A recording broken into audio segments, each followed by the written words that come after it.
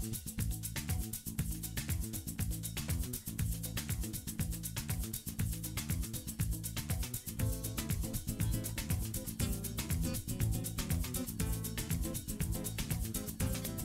jumpa lagi dengan saya dalam channel pembelajaran kita. Kali ini kita akan coba melakukan tryout pedagogi pada materi landasan pendidikan sebagai bekal kawan-kawan guru untuk mengikuti ujian pengetahuan PPG dalam jabatan, dan termasuk kepada kawan-kawan yang sedang mengikuti tes P3K dan PNS untuk menghadapi ujian SKB.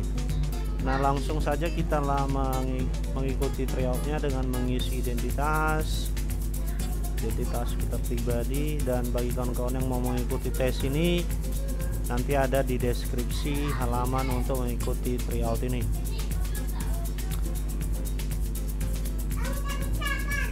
Nah, soal pertama, seorang guru mengajar di dalam kelas dengan metode ceramah sehingga proses pembelajaran lebih berpusat pada guru, sedangkan siswa pasif karena hanya mendengarkan. Hal tersebut termasuk dalam proses pendidikan yang beraliran rekonstruksionisme, behavioristik, esensialisme, perennialisme, dan humanisme. Nah, ini coba kita perhatikan, metode ceramah ini banyak digunakan dalam behavioristik. Pilihan tepat adalah behavioristik. Kita lanjutkan untuk soal yang kedua.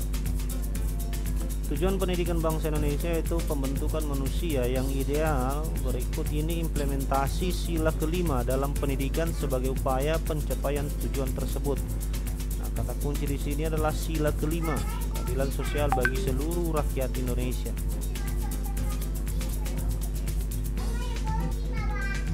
Peserta didik diajarkan untuk mencintai dan mengkonsumsi produk dalam negeri. Berikutnya, orang tua memberi contoh pada anak untuk tidak melakukan diskriminasi pada siapapun. Pendidik mengikuti PPG untuk meningkatkan kreativitas dan profesionalitasnya. Berikutnya, sekolah melakukan program kegiatan bakti sosial dengan melibatkan peserta didiknya. Guru mengarahkan peserta didik untuk taat terhadap Tuhan Yang Maha Esa. Jadi opsi jawaban yang paling tepat sesuai dengan sila kelima adalah sekolah melakukan program kegiatan bakti sosial. Nah, artinya seluruh stakeholders dalam sekolah terlibat.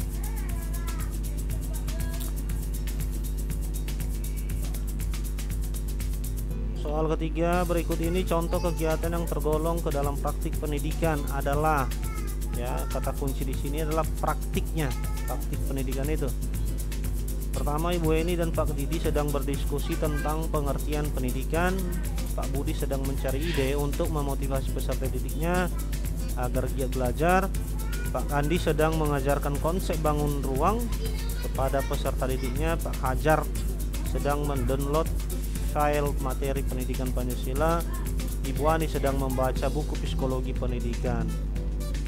Jadi konsep di sini adalah praktiknya yang sedang berlangsung, maka inilah dia.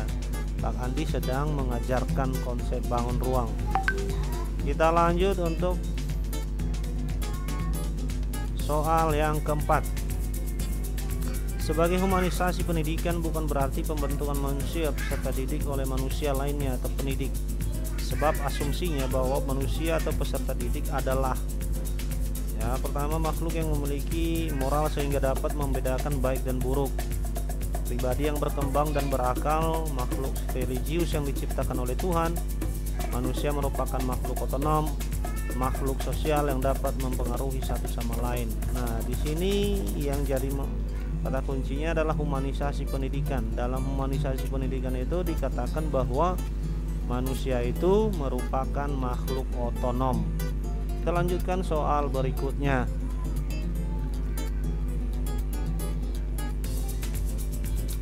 Soal kelima. Seorang pendidik perlu memahami landasan pendidikan. Salah satu manfaat mempelajari landasan pendidikan bagi pendidik adalah, ini kata kuncinya adalah manfaat, yaitu membantu pendidik dalam menentukan metode pembelajaran yang tepat digunakan dalam situasi tertentu di kelas. menumbuhkan sikap berpikir kritis pendidik terhadap perkembangan peserta didik, meningkatkan perkembangan pola pikir dan pola kerja pendidik tentang bagaimana seharusnya melaksanakan praktik pendidikan, memahami berbagai pasal-pasal dalam Undang-Undang Dasar dan peraturan yang berlaku di Indonesia. Berikutnya, memahami berbagai karakteristik peserta didik sehingga memandang peserta didik sebagai pribadi yang unik.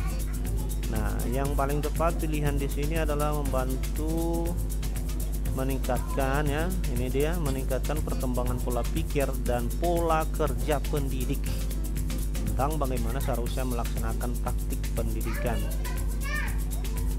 Selanjutkan soal yang ke-6.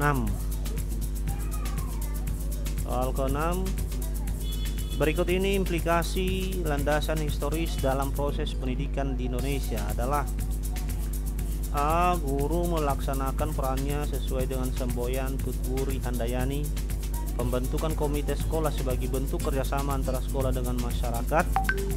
Kurikulum pendidikan dikembangkan dengan memperhatikan psikologi perkembangan peserta didik.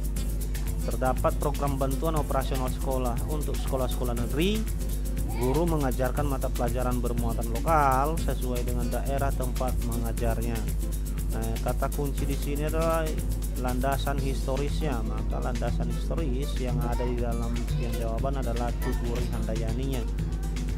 Maka jawaban yang tepat adalah yang bagian pertama. Soal ke-7, pengertian landasan dibagi dua, yaitu landasan fisik dan konseptual. Berikut ini yang termasuk dalam landasan konseptual adalah: pertama, kurikulum dan silabus, desain bangunan, Pancasila dan Undang-Undang Dasar 1945, tujuan pendidikan, kerangka berpikir. Nah, landasan konseptual yang ada dalam pilihan jawaban adalah Pancasila dan Undang-Undang Dasar 1945. Kita lanjut untuk soal berikutnya. Pendidikan harus dilakukan sesuai dengan tahapan-tahap dan tugas perkembangan peserta didik. Oleh karenanya, pendidikan dilaksanakan dengan mengacu pada landasan pertama: religi pendidikan, ekonomi pendidikan, ilmu pengetahuan dan teknologi, sosiologi pendidikan, psikologi pendidikan. Nah, ini kata kunci di sini adalah, ya, pendidikan harus sesuai dengan tahap-tahapnya dan tugas perkembangan. Maka ini semua adalah cangkupan daripada psikologis pendidikan.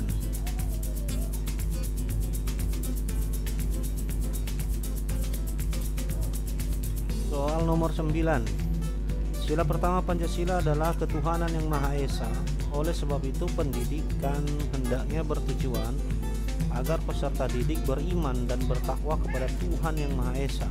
Hal tersebut merupakan contoh landasan psikologis, landasan sosiologis, landasan religius, landasan historis, landasan yuridis. Nah, ini coba kita perhatikan bahwa sila pertama Pancasila itu merupakan landasan yuridisnya. Berikutnya,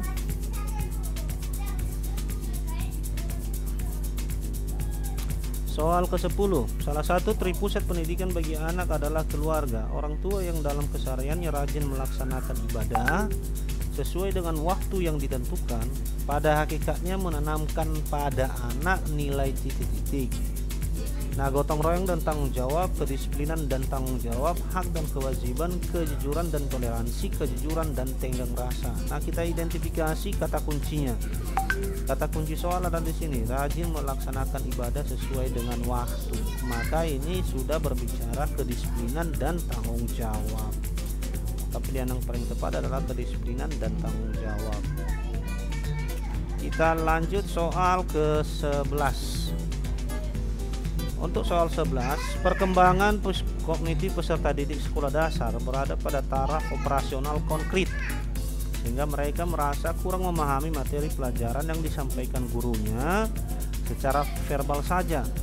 Proses pembelajaran tersebut akan efektif jika disertai dengan menggunakan titik-titik media benda nyata, media grafis, media cetak, media poster, media gambar.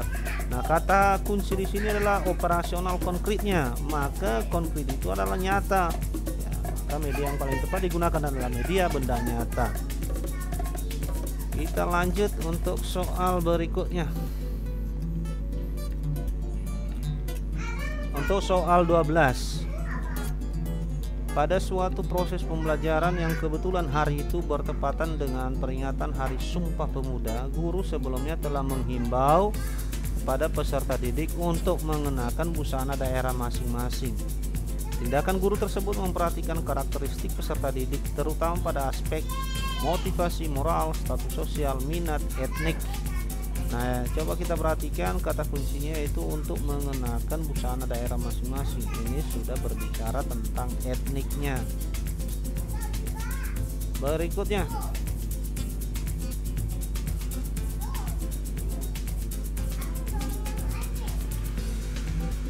untuk soal 13, Pak Adit, seorang guru SMP 10, ketika melakukan proses pembelajaran menghadapi peserta didik yang berasal dari berbagai latar belakang, kondisi keluarga, ada keluarga mampu, ada yang miskin, ada yang orang tuanya menjadi pejabat, ada yang sebagai buruh dan pegawai swasta. Namun Pak Adit memberikan perhatian dan pelayanan yang sama pada peserta didiknya. Hal ini sebenarnya Pak Adit memperhatikan karakteristik peserta didik, terutama status sosial, etnik, minat, motivasi, kultur. Nah, kata kunci soal di sini adalah berasal dari latar belakang kondisi keluarga. Nah, ini adalah merupakan bagian dari status sosial. Kita lanjut untuk soal berikutnya.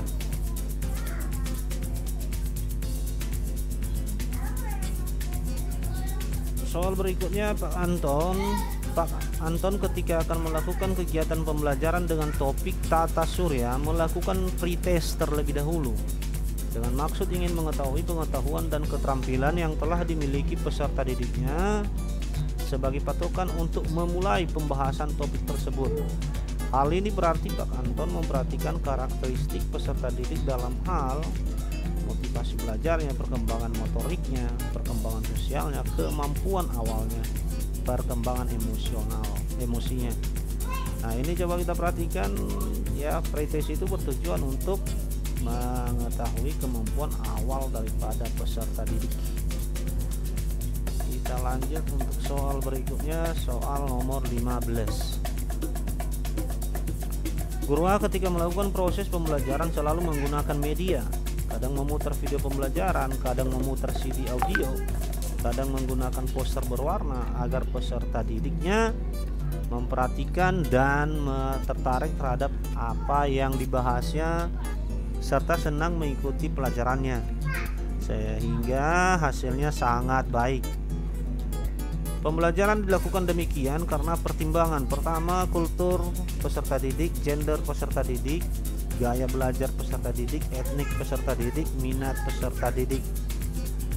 Nah, coba kita perhatikan kata kuncinya di sini yaitu menggunakannya, melakukan proses pembelajaran menggunakan, kadang menggunakan ini. Maka ini adalah berbicara tentang gaya belajar siswa, minat belajar siswa. Nah, kita lihat yang paling tepat jawabannya sesuai dengan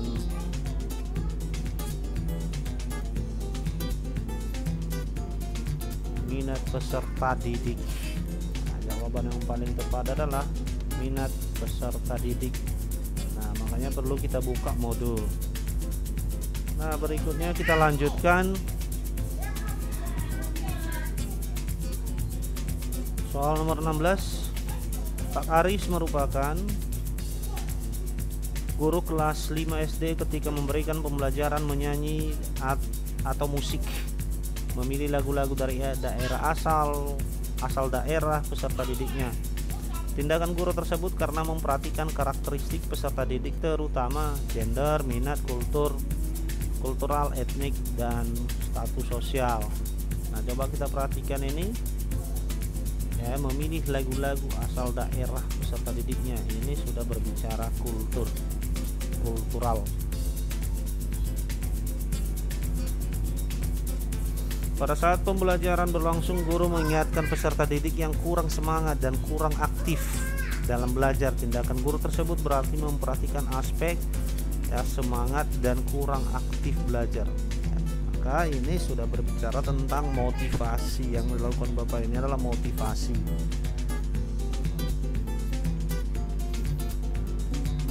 Soal 18. Perkembangan moral peserta didik atau anak menurut Kohberg terdiri dari beberapa tahap. Tahap naïve egoistic orientation, yaitu tahap di mana anak menilai baik buruknya berdasarkan akibat perbuatan, persetujuan orang lain, hati nurani, keterlibatan sosial, kontrak imbal jasa. Nah, ini kalau kita buka modul bahwa naïve egoistic orientation ini, anak menilai baik buruknya sesuatu itu dari kontrak atau imbal jasa. Berikutnya kita lanjut untuk soal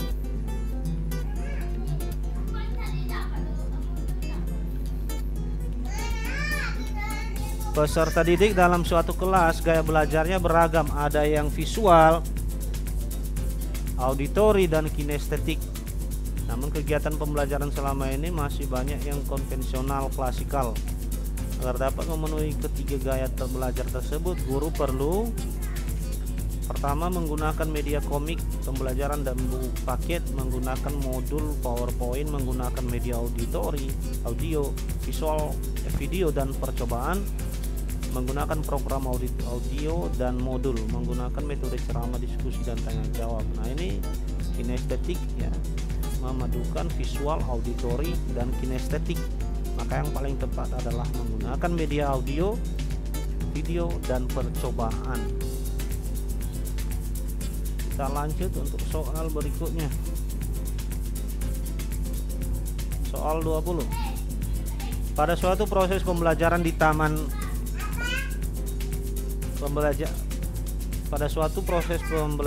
taman kanak-kanak,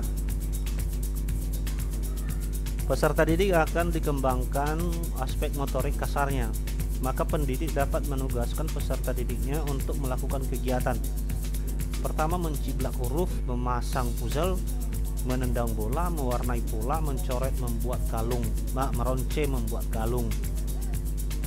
Nah, yang jadi kata kunci soal adalah motorik kasarnya. Maka motorik kasar di sini adalah menendang bola.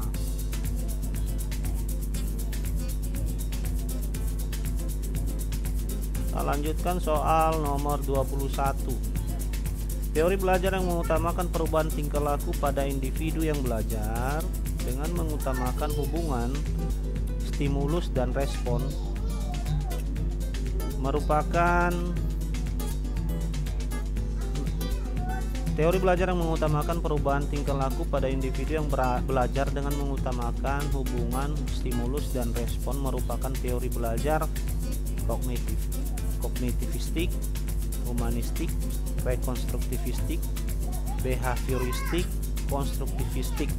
Nah, maka pilihan jawaban yang paling tepat di sini adalah behavioristik. Nah, ini coba kita perhatikan kata kuncinya itu mengutamakan perubahan tingkah laku individu.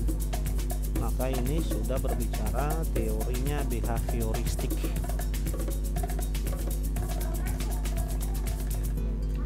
Kita lanjut soal nomor 22. Apabila dalam proses belajar peserta didik melakukan sesuatu sampai dengan mendapatkan respon yang tepat dan sesuai dengan apa yang diinginkan serta menghilangkannya apabila dirasakan tidak sesuai, hal ini merupakan prinsip belajar dari conditioning, shaping, trial and error, konseptualisasi, stimulus respon. Maka kata kunci yang kita lihat di sini adalah apa yang diinginkan serta menghilangkan apa yang tidak sesuai. Itu adalah pembahasan prinsip belajar trial and error. Untuk soal nomor 23.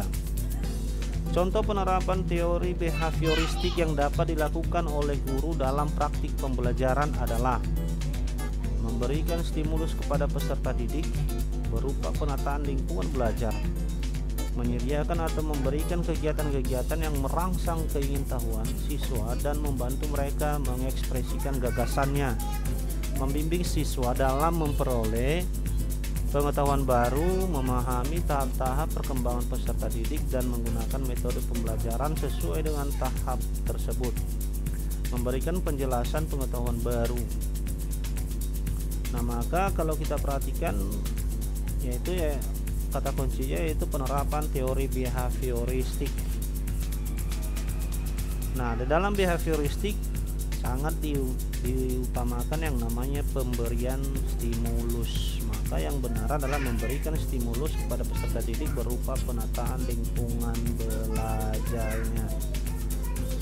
Kita lanjutkan untuk soal berikutnya.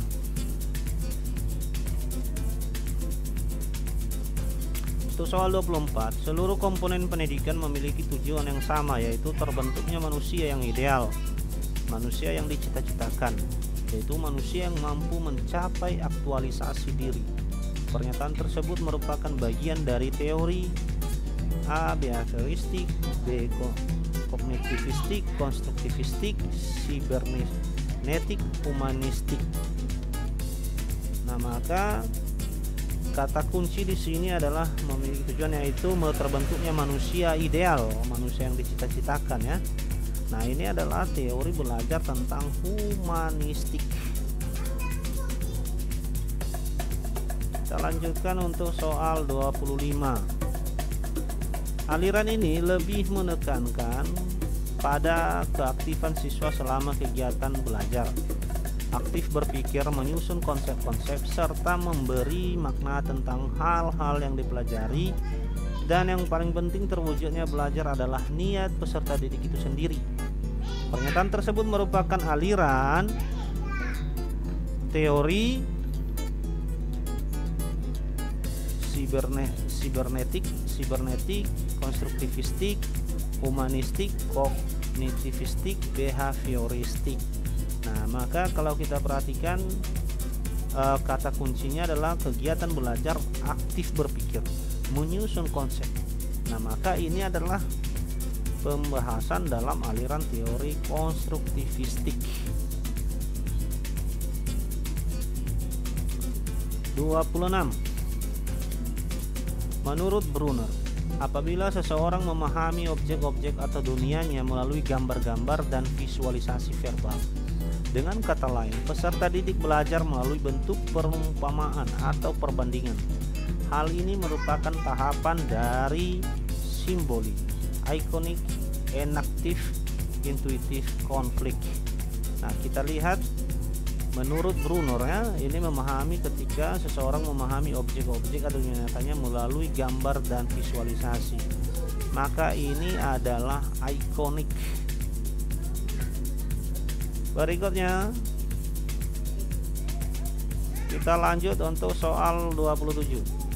Pada tahap konseptualisasi, kemampuan yang dimiliki oleh peserta didik adalah A. Mampu membuat peraturan, B. Mampu memahami permasalahan, C.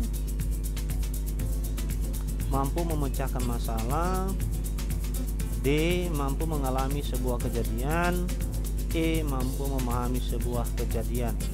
Nah, ini pada tahap konseptualisasi.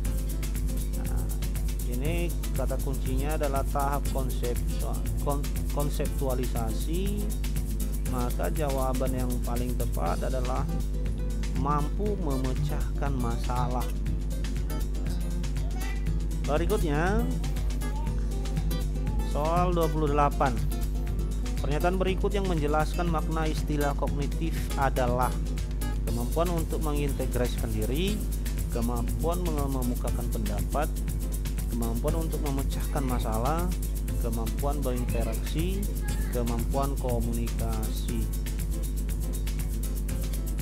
Yang mana yang paling tepat di sini adalah kita perhatikan adalah makna kognitif itu sendiri, yaitu berbicara tentang bagaimana kemampuan memecahkan masalah. Kita lihat soal nomor 29. Di bawah ini adalah tipe belajar menurut Habermas kecuali. Ya, pertama belajar konsep, belajar teknis, belajar aktif, belajar emansipatoris, belajar praktis. Nah, kita lihat kata kunci di sini adalah tipe belajar menurut Habermas. Maka kalau kita perhatikan opsi jawaban yang paling tepat adalah kecuali, ya, ini dalam hal tidak termasuk, yaitu belajar aktif. Itu tidak termasuk dalam tipe belajar menurut Habermas.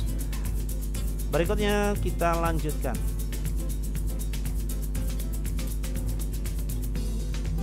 Di dalam proses pembelajaran, para siswa dihadapkan dengan situasi di mana ia bebas untuk mengumpulkan data, membuat dugaan atau hipotesis, mencoba-coba atau trial and error, mencari dan menemukan keteraturan atau pola, mengeneralisasi atau menyusun rumus beserta bentuk umum, membuktikan benar tidaknya dugaan itu. Hal ini merupakan penerapan teori daripada A. behavioristik, B. sibernetik, kognitivistik, konstruktivistik, humanistik. Maka kalau kita perhatikan, teori belajar ini adalah situasi di mana ia bebas mengumpulkan data. Nah, ini kata kunci yang akan kita gunakan. Maka ini adalah berbicara konstruktivisme, atau sering kita namakan dengan konstruktivistik. Berikutnya kita lanjut untuk soal 31. Untuk soal 31, kurikulum sebagai seluruh aktivitas peserta didik, baik yang dilakukan di dalam maupun di luar kelas, berarti pertama, menyusun modul pembelajaran yang memuat aktivitas belajar siswa, menyusun aktivitas pembelajaran yang disajikan dalam RPP untuk menjadi dokumen sekolah, menyusun daftar mata pelajaran yang harus dipelajari oleh siswa selama menempuh pembelajaran di kelas, menyusun daftar isi bahan pembelajaran agar mudah dipelajari oleh siswa dalam proses pembelajaran, menyusun rancangan kunjungan ke kebun binatang untuk menyelesaikan proyek pembelajaran sains. Nah, kita perhatikan di sini adalah kurikulum sebagai aktivitas. Nah, maka yang merupakan aktivitas di sini adalah yaitu merancang kunjungan ke kebun binatang untuk menyelesaikan. Berikutnya kita lanjutkan. Kurikulum Indonesia telah mengalami perubahan sebanyak 10 kali. Jika dikelompokkan dalam jenisnya, kurikulum yang dikembangkan pada tahun 2004 sampai 2013 termasuk jenis kurikulum A. Kurikulum berbasis pada kompetensi, B. Kurikulum berbasis pada pencapaian proses, kurikulum berbasis pada pencapaian tujuan, kurikulum berbasis konten pembelajaran, kurikulum berbasis rencana pelajaran. Maka kalau kita perhatikan, ini kata kuncinya di sini adalah kurikulum, ya, yang dikembangkan pada tahun 2004 dan 2013. Ini kalau kita lihat di antara seluruh ini adalah kurikulum yang termasuk jenis kurikulum yang kita alami sekarang adalah kurikulum berbasis pada kompetensi. Kita lanjutkan untuk soal nomor 33. Nilai-nilai kehidupan dan budaya dalam masyarakat senantiasa berkembang, maka peran kurikulum tidak hanya mewariskan nilai dan budaya, melainkan juga berperan untuk menilai dan memilih nilai budaya serta pengetahuan baru yang akan diwariskan. Penjelasan tersebut merupakan peran kreatif, peran kritis dan evaluatif, peran sosial, peran konservatif, peran sumatif. Nah, coba perhatikan nilai-nilai kehidupan dan budaya dalam masyarakat senantiasa berkembang. Peran kurikulum di sini sebagai apa? Maka dia berperan sebagai peran kritis dan evaluatif. Kita lanjut untuk soal 34. Di bawah ini merupakan kajian pokok implementasi kurikulum kecuali. Kata pokok di sini, kata kunci di sini adalah kajian pokok implementasi kurikulum, pelaksanaan pembelajaran, merancang dokumen kurikulum, mengembangkan program, pengembangan kurikulum, evaluasi proses yang dilaksanakan. Nah, yang bukan merupakan pokok implementasi ya ini, yaitu pengembangan kurikulum itu sendiri. Soal nomor 35, kurikulum bukan hanya dipandang sebagai perangkat mata pelajaran dan silabus, namun juga harus dipandang sebagai seperangkat dokumen yang harus dilaksanakan. Rincian jadwal pelajaran, seperangkat alat pembelajaran yang harus disesuaikan dengan peserta didik, materi yang harus disampaikan kepada peserta didik, seperangkat tujuan pembelajaran.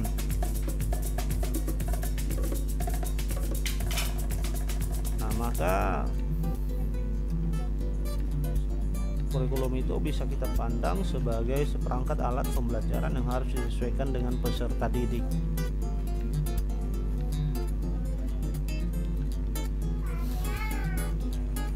Dalam pelaksanaan kurikulum 2013, peserta didik memerlukan berbagai macam sumber literasi untuk menunjang berbagai macam bacaan dan literasi, namun masih ada sekolah yang tidak memilikinya.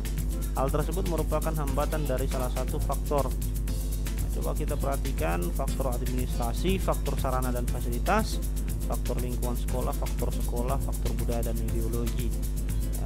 Maka kata kunci di sini adalah masih ada sekolah yang tidak memilikinya, yaitu memiliki sumber literasi. Maka ini merupakan faktor sarana dan fasilitas. Kita lanjutkan untuk soal nomor 37. Ada beberapa hal yang perlu dipertimbangkan oleh seorang guru dalam mengembangkan kurikulum, yaitu tujuan pendidikan nasional, visi misi tujuan yang diharapkan masyarakat. Hal ini berarti guru menyusun program pembelajaran di kelas diterjemahkan ke dalam sebuah tujuan nasional. Guru melakukan pembelajaran hanya disesuaikan dengan kebutuhan masyarakat setempat. Guru melaksanakan proses pembelajaran sesuai dengan pengalamannya yang menurutnya penting. Guru menyusun program pembelajaran dengan mengacu kepada tujuan pendidikan nasional, visi misi tujuan juga disesuaikan dengan kondisi masyarakat. Guru menyusun program pembelajaran menyesuaikan dengan kurikulum yang ada berdasarkan tujuan yang diterapkan. Ya, ini coba kita perhatikan dalam mengembangkan kurikulum, yaitu tujuan pendidikan nasional, visi misi tujuan yang diharapkan masyarakat. Maka yang paling tepat di sini adalah guru menyusun program pembelajaran yang mengacu kepada tujuan pendidikan nasional. Nah, tidak, ini lagi ya, yaitu guru melakukan pembelajaran hanya disesuaikan dengan kebutuhan masyarakat setempat. Coba kita perhatikan.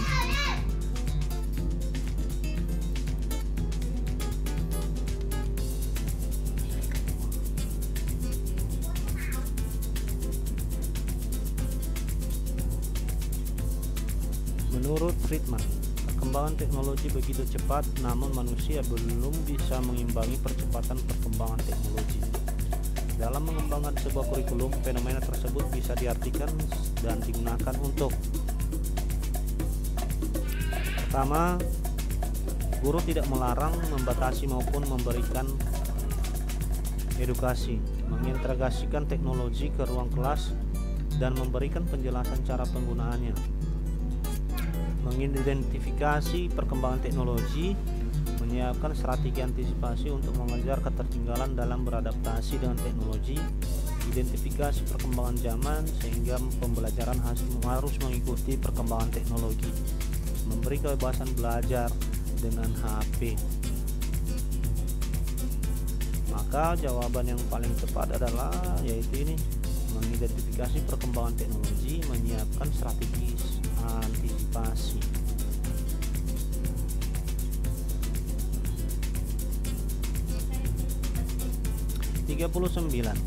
Seperti apa yang dikatakan oleh Friedman, perkembangan teknologi begitu cepat namun manusia belum bisa mengimbangi percepatan. Sebagai seorang guru, maka yang harus dilakukan dalam rangka menyesuaikan dengan perkembangan teknologi adalah tidak menganjurkan peserta didik untuk membawa alat komunikasi, membebaskan peserta didik menggunakan alat teknologi dalam kelas, guru tidak melarang, membatasi maupun memberikan edukasi maupun memberikan edukasi. D. Memberi kebebasan belajar dengan HP. E. Mengintegrasikan teknologi ke ruang kelas dan memberikan penjelasan cara penggunaannya. Maka inilah fungsi seorang guru dalam mengimbangi perkembangan teknologi. Berikutnya soal nomor 40. Dalam kurikulum 2013 terdapat integrasi antara ilmu pengetahuan dan karakter. Hal ini sesuai dengan arah baru program baru UNESCO, yaitu pendidikan merupakan integral dari semua perkembangan. Ekonomi, manusia, lingkungan, dan sosial diintegrasikan. Sains dan nilai religius terintegrasi. Pikiran dan benda terintegrasi dalam perkembangan pendidikan untuk semua. Nah, coba kita perhatikan di sini adalah program baru UNESCO. Kalau program baru UNESCO, sains dan religius terintegrasi. Itulah program baru UNESCO dalam kurikulum 2013. Kita lanjutkan soal nomor 41. Landasan pendidikan jenis ini memiliki asumsi yang bersumber hakikat manusia, hakikat ilmu, nilai serta perilaku yang dinilai baik dan dijalankan setiap lembaga pendidikan adalah. Landasan pendidikan jenis ini yaitu menyangkut hakikat manusia, hakikat ilmu ya. Maka kita perhatikan opsi jawaban: landasan yuridis, landasan filosofis, landasan psikologis, landasan religius, landasan sosiologis. Maka ini adalah landasan yang berbicara tentang filosofis. Berikutnya 42. Berikut ini contoh konkret dari implementasi landasan religius dalam pendidikan di sekolah adalah: pertama, guru mengajarkan siswanya untuk berdoa sebelum dan sesudah pembelajaran, gotong royong dan saling memahami, menghormati antara warga masyarakat meskipun berbeda suku, ras, dan agama. Guru menggunakan media pembelajaran yang interaktif untuk mendukung pembelajaran di kelas. Sekolah menyediakan berbagai ekstrakurikuler yang dapat memfasilitasi potensi dan kreativitas anak. Menjaga lingkungan sekitar rumah karena kebersihan merupakan sebagian dari iman. Maka kata kunci di sini adalah contoh konkret implementasi landasan yuridis. Maka kalau kita memperhatikan, yang paling tepat adalah guru mengajarkan siswanya berdoa sebelum dan sesudah pembelajaran. Kita tinjau soal nomor 43. Peserta didik kelas Y sebagian besar memiliki gaya belajar visual, maka strategi belajar yang tepat dilakukan untuk kelas tersebut yaitu. Nah, kata kunci di sini adalah gaya belajar visual. Peserta didik ditugaskan untuk mengemukakan pendapat, peserta didik digunakan untuk merangkum suatu uraian, peserta didik ditugaskan membaca buku X karangan Mr. X, peserta didik ditugaskan untuk merangkum bahan belajar yang terdapat dalam buku teks, peserta didik ditugaskan untuk menganalisis materi. Nah, kalau kita perhatikan gaya belajar visual itu di dalam opsi jawaban ini adalah peserta didik ditugaskan membaca buku X karangan Mr. X. Nah, berikutnya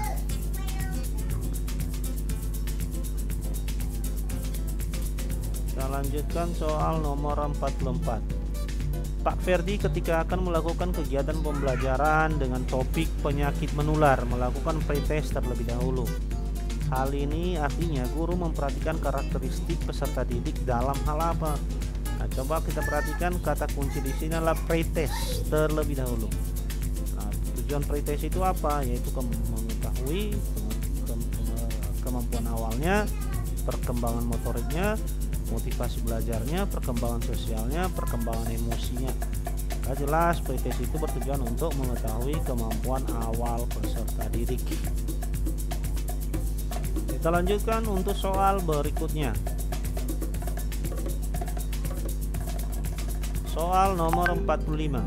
Untuk meningkatkan motivasi dan prestasi belajar siswa dengan menerapkan teori belajar konstruktivisme dalam pembelajaran. Karena dalam teori belajar ini Pertama, mudah dalam mengevaluasi hasil belajar. Siswa belajar dalam kelompok, maka tugas guru lebih ringan. Menempatkan siswa sebagai subjek belajar, menempatkan siswa sebagai objek penting dalam belajar, siswa diberi tugas sehingga belajar lebih aktif. Nah, maka yang jadi kata kunci di sini adalah motivasi dan prestasi belajar siswa dengan menerapkan teori belajar konstruktivisme. Nah, kalau kita perhatikan untuk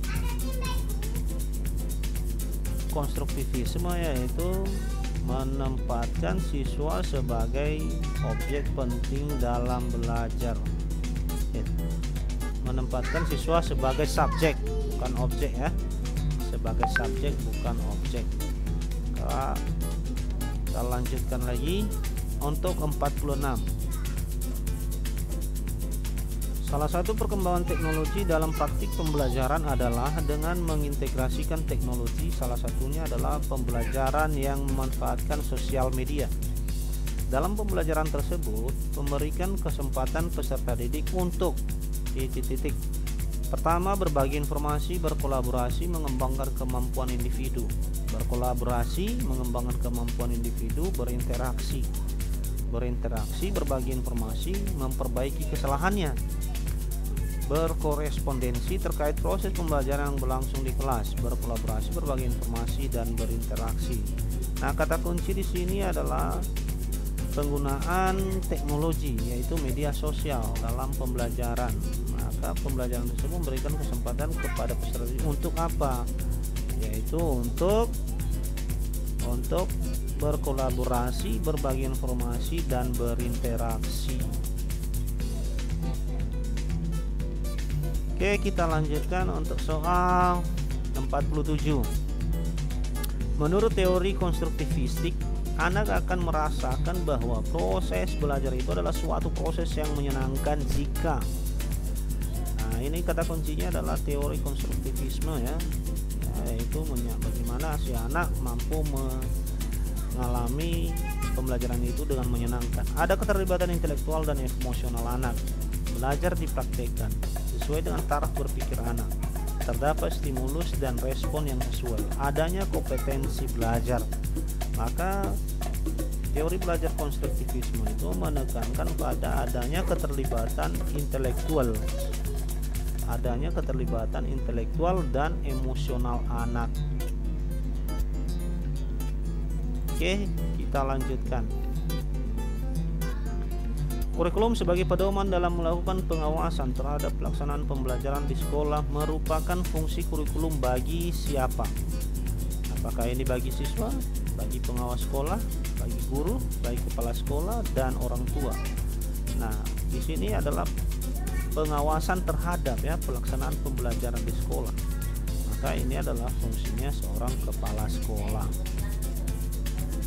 Kita lanjutkan. Kurikulum harus aktif berpartisipasi, agak aktif sebagai kontrol atau filter sosial. Menunjukkan fungsi kurikulum sebagai apa? Sebagai imajinatif, konservatif, evaluatif, dinamis, kreatif.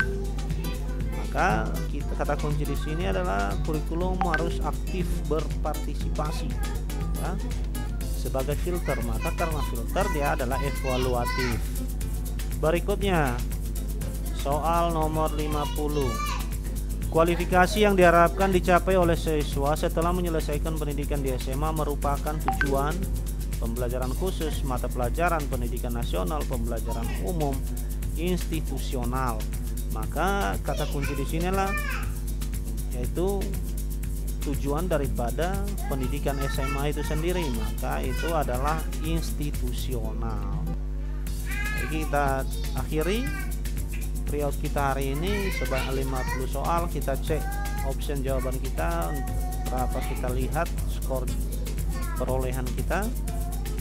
Maka ada 98 dari 100, artinya kita menjawab salah satu. Jadi untuk melihat kunci jawabannya bisa kawan-kawan minta untuk saya kirim di filenya masing-masing.